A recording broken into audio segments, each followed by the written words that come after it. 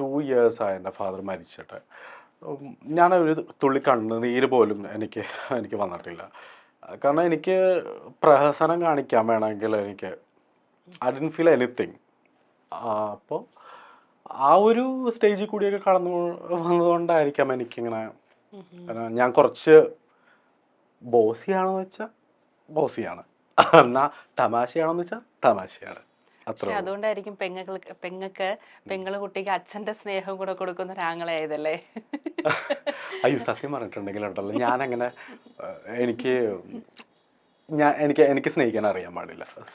സത്യമായിട്ടും എനിക്ക് സ്നേഹം എന്നുള്ളൊരു സംഭവം എനിക്ക് ഇതുവരെ കിട്ടിയിട്ടില്ല. അതുകൊണ്ട് തന്നെ എനിക്ക് അതിൻ്റെ വാല്യൂ എന്താണെന്നും ടു ബി ഓണസ്റ്റ് എനിക്ക് അറിയാൻ പാടില്ല. ഞാൻ എൻ്റെ അനിയത്തിയുടെ അടുത്ത് മര്യാദയ്ക്കൊന്നും സംസാരിച്ചിട്ടില്ല. ഇങ്ങനെ